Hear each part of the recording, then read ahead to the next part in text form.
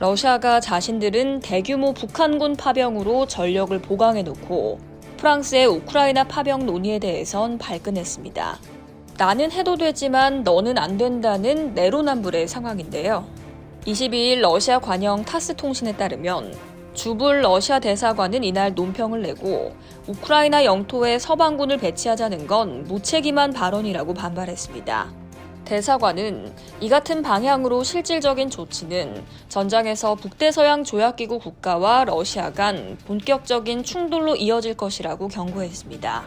그러면서 우크라이나가 협상 테이블에 앉아야 할 필요성에 대한 혼란스러운 추론은 평화적인 대화 문제에 대한 유럽의 불안을 강조할 뿐이라고 꼬집었습니다.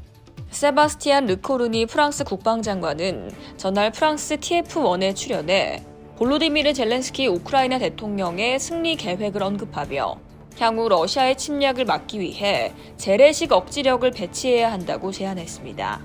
북한의 러시아 파병설 관련 프랑스가 우크라이나에 군대를 보내야 하냐는 질문에 우린 훈련에 대한 논의를 해왔다며 북한에서 일어나고 있는 일은 아마도 전환점이 될 것이라고 답했습니다.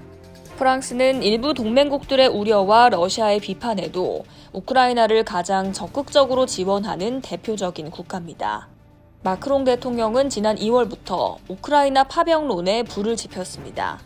지난 5월 우크라이나 국방부는 프랑스가 우크라이나에 교관을 파견하기로 했다고 발표했다가 다시 아직 논의 중이라고 번복하기도 했죠. 이에 대해 러시아는 서방 군대가 우크라이나에 진출할 경우 나토와 러시아 간 충돌이 불가피할 것이라고 경고하기도 했습니다. 유럽연합 역시 러시아와의 직접적인 충돌을 우려해 파병에 대해선 분명하게 선을 그은 바 있습니다. 하지만 북한군 파병이라는 변수로 인해 상황이 바뀔 가능성도 높습니다. 우리나라 역시 우크라이나 전쟁 발발 이후 비살상 무기 지원 방침을 유지했으나 지난 6월 북러 조약이 체결된 이후엔 살상 무기 지원의 재검토에 나선 바 있습니다. 현재 정부는 155mm 포탄 등 살상 무기의 우크라이나 직접 지원, 군사요원의 우크라이나 파견 등을 검토하고 있는 것으로 보이는데요.